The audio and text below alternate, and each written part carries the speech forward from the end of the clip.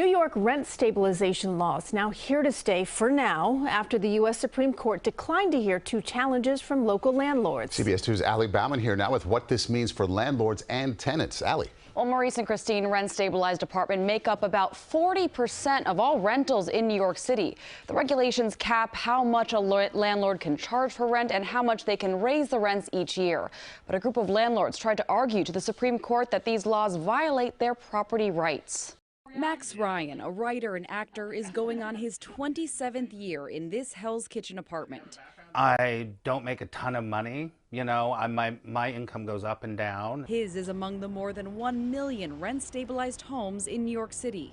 How important is it for you to have a rent-stabilized place? Huge. I couldn't live in the city if I didn't. I could not do it. Ryan's grateful for the Supreme Court's decision Tuesday not to hear cases brought by Big Apple landlords arguing to overturn New York's rent stabilization laws. We've had 70 years of rent regulation in New York City. It doesn't work. Frank Ricci is vice president of the Rent Stabilization Association, which represents 25,000 landlords owning most of New York's rent-stabilized units. He says as the law stands, owners are not getting a return on their investments.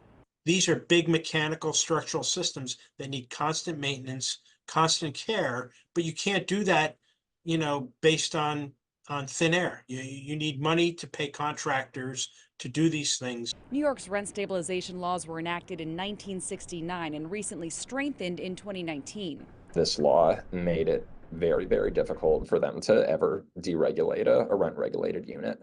And I think that is really when the effort to, challenge that law and just the rent stabilization laws in general picked up steam. Landlords argued in their appeal to the Supreme Court that the laws prevent them from evicting tenants after their leases expired.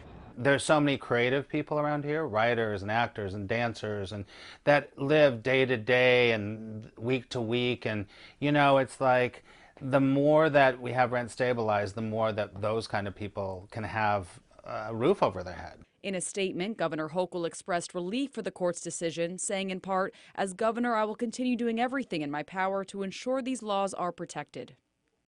And in the filing today, Justice Clarence Thomas wrote the landlord's lawsuit had generalized allegations about their circumstances, but were not clear enough. He did, however, leave the door open for future challenges, writing that the Supreme Court should consider questions raised by these landlords in another potential case. Maurice and Christine. Allie, thank you.